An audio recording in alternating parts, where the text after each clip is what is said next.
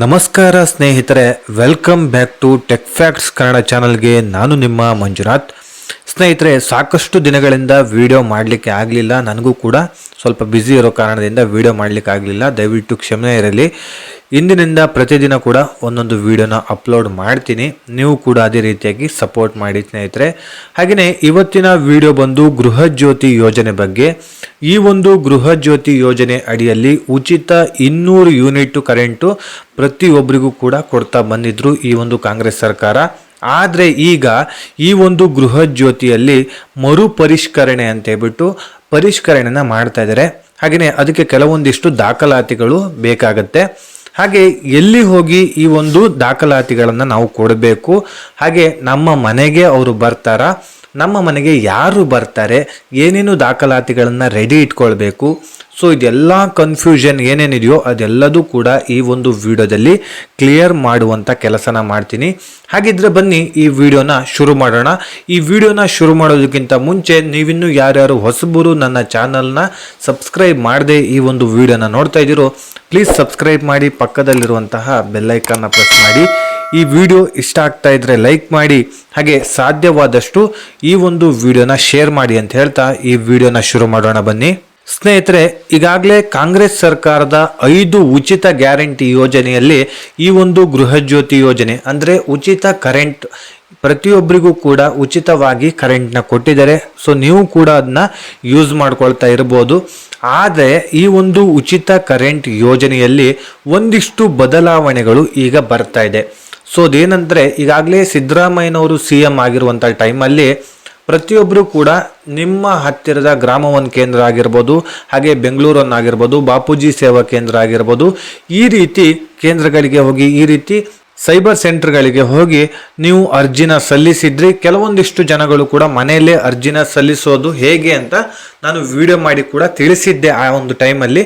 So ಮೊಬೈಲಲ್ಲೇ ನಿಮ್ಮ ಮನೆಯಲ್ಲೂ ಕೂಡ ನೀವು ಅರ್ಜಿನ ಸಲ್ಲಿಸಿದ್ರಿ ಸೇವಾ ಸಿಂಧು ಪೋರ್ಟಲಲ್ಲಿ. ಆದರೆ ಈಗ ಆ ರೀತಿ ಪ್ರಕ್ರಿಯೆ ಆಗ್ತಾ ಇಲ್ಲ. ಅದು 3 ವರ್ಷ ವ್ಯಾಲಿಡಿಟಿ ಮುಗ್ದಿದೆ.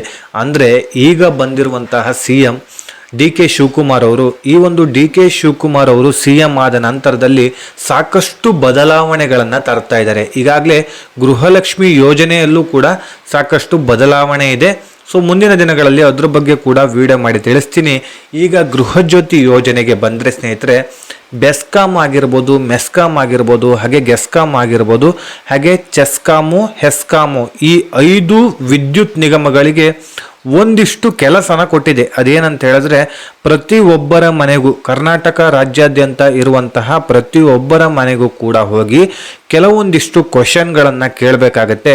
ಹಾಗೆ ಕೆಲವೊಂದಿಷ್ಟು ದಾಖಲಾತಿಗಳನ್ನು ಮರುಪರಿಷ್ಕರಣೆ ಮಾಡಬೇಕಾಗತ್ತೆ. ಈಗಾಗಲೇ ನೀವು ಏನೂ ಒಂದು ಡಾಕ್ಯುಮೆಂಟ್ಸ್ನ ಕೊಡದೆ ಗೃಹ ಜ್ಯೋತಿ ಯೋಜನೆಗೆ ಅರ್ಜಿನ ಸಲ್ಲಿಸಿದ್ರಿ.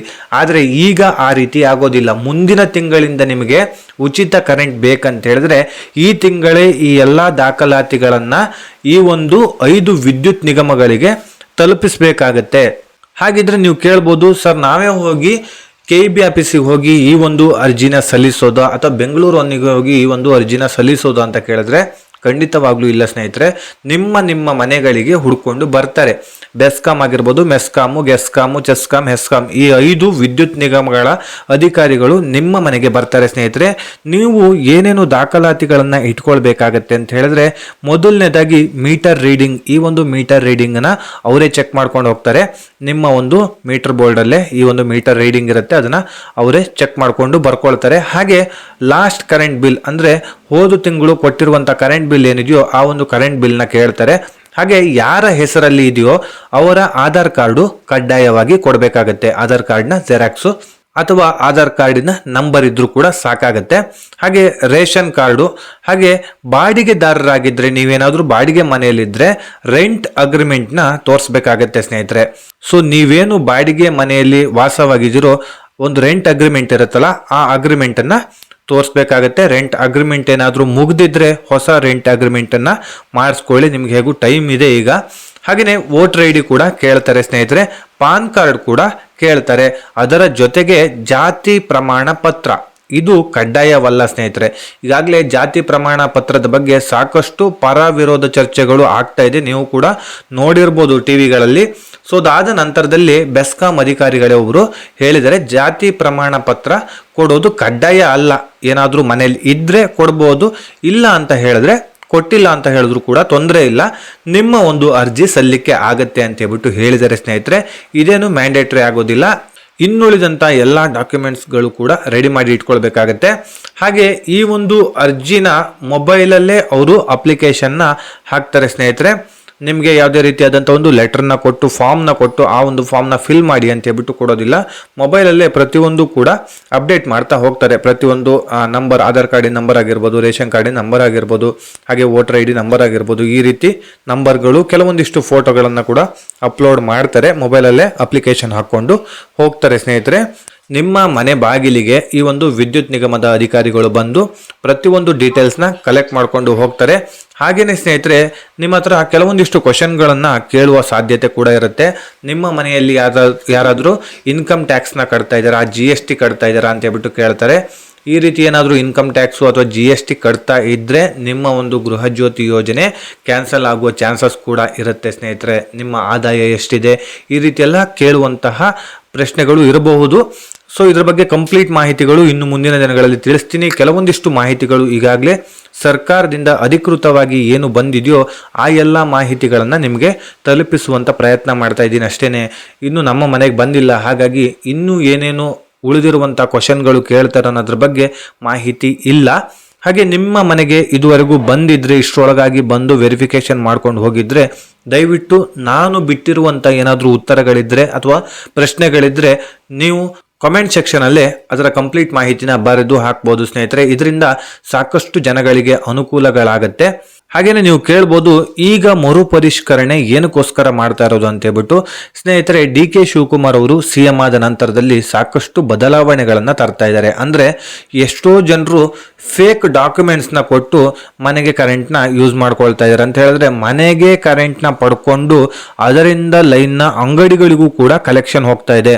ಎಷ್ಟೋ ಜನರು ಈ ಒಂದು ಮನೆ ವಿದ್ಯುತ್ತನ್ನೇ ಉಪಯೋಗ ಮಾಡಿಕೊಂಡು ಅಂಗಡಿಗಳಿಗೂ ಕೂಡ ಅದನ್ನು ತಲುಪಿಸ್ತಾ ಇದ್ದಾರೆ. ಹಾಗಾಗಿ ಅಂಗಡಿಗಳಿಗೆ ವಿದ್ಯುತ್ ಬಿಲ್ ಬರೋದಿಲ್ಲ. ಉಚಿತ 200 ಯೂನಿಟ್ ತನಕ ಏನು ಫ್ರೀ ಇದೆ ಅಂದ್ಕೊಂಡು ಎಷ್ಟು ಬೇಕಷ್ಟು ಯೂಸ್ ಮಾಡಿಕೊಂಡು ಉಚಿತವಾಗಿ ಅಂಗಡಿಗೂ ಕರೆಂಟು ಹಾಗೆ ಮನೆಗೂ ಕರೆಂಟು ಎರಡನ್ನೂ ಕೂಡ ಯೂಸ್ ಮಾಡ್ಕೊಳ್ಬೋದು ಅಂತೇಳ್ಬಿಟ್ಟು ಸಾಕಷ್ಟು ಜನರು ಈ ರೀತಿ ಕನೆಕ್ಷನ್ನ ತಗೊಂಡಿದ್ದಾರೆ. ಸೊ ಅದೆಲ್ಲದೂ ಕೂಡ ಈಗ ಕಟ್ ಆಗತ್ತೆ. ಎಲ್ಲಿಗೆ ಕನೆಕ್ಷನ್ ಹೋಗಿದೆ ಪ್ರತಿಯೊಂದು ಕೂಡ ಈ ಒಂದು ಅಧಿಕಾರಿಗಳು ಬಂದು ವೆರಿಫಿಕೇಶನ್ ಮಾಡ್ತಾರೆ. ಅದರ ಜೊತೆಗೇನೆ ಈ ಏನಾದರೂ ಕರೆಂಟನ್ನ ಅಂಗಡಿ ಮತ್ತು ಮನೆಗೆ ಒಂದೇ ಮೀಟರ್ ಆಗಿದ್ದರೆ ಅದಕ್ಕೆ ದಂಡ ಬೀಳುವಂಥ ಚಾನ್ಸಸ್ ಕೂಡ ಇರುತ್ತೆ ಸ್ನೇಹಿತರೆ. ಹುಷಾರಾಗಿರಿ. ಯಾರ್ಯಾರು ಈ ಒಂದು ತಪ್ಪನ್ನು ಮಾಡ್ತಾ ಇದ್ದೀರೋ ಈಗಲೇ ಎಚ್ಚೆತ್ಕೊಳ್ಳಿ. ಸೊ ಈ ಒಂದು ತಪ್ಪನ್ನು ಮಾಡೋದ್ರಿಂದ ನಿಮಗೆ ಕರೆಂಟ್ ಕಟ್ಟಾಗೋದ್ರ ಜೊತೆಗೆ ಒಂದಿಷ್ಟು ದಂಡ ಕೂಡ ಬೀಳುತ್ತೆ ಸ್ನೇಹಿತರೆ.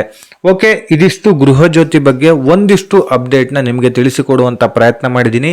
ಈ ವಿಡಿಯೋದಿಂದ ನಿಮಗೆ ಸ್ವಲ್ಪನಾದರೂ ಉಪಯೋಗ ಆಗಿದ್ದರೆ ದಯವಿಟ್ಟು ನನ್ನ ಈ ಒಂದು ಚಾನಲ್ನ ಸಬ್ಸ್ಕ್ರೈಬ್ ಮಾಡಿ, ಸಪೋರ್ಟ್ ಮಾಡಿ. ಹಾಗೆ ನಿಮ್ಮ ಸ್ನೇಹಿತರಿಗೂ ಕೂಡ ಈ ಒಂದು ವಿಡಿಯೋನ ಶೇರ್ ಮಾಡಿ. ಯಾಕಂತ ಹೇಳಿದ್ರೆ ನಿಮಗೆ ಈ ವಿಡಿಯೋದಿಂದ ಅನುಕೂಲ ಆಗಿಲ್ಲ ಅಂತ ಹೇಳಿದ್ರು ನಿಮ್ಮ ಸ್ನೇಹಿತರಿಗೆ ಈ ವಿಡಿಯೋದಿಂದ ಒಂದಿಷ್ಟು ಅನುಕೂಲಗಳಾಗಲಿ ಅನ್ನೋದೇ ನಮ್ಮ ಉದ್ದೇಶ. ಹಾಗೆ ಈ ವಿಡಿಯೋನ ಲೈಕ್ ಮಾಡಿ. ಇದೇ ರೀತಿ ಇನ್ಫಾರ್ಮೇಟಿವ್ ವಿಡಿಯೋ ಒಂದಿಗೆ ನಾನು ಮುಂದಿನ ವಿಡಿಯೋದಲ್ಲಿ ಸಿಗ್ತೀನಿ. ಅಲ್ಲಿಯವರೆಗೂ ಧನ್ಯವಾದಗಳು.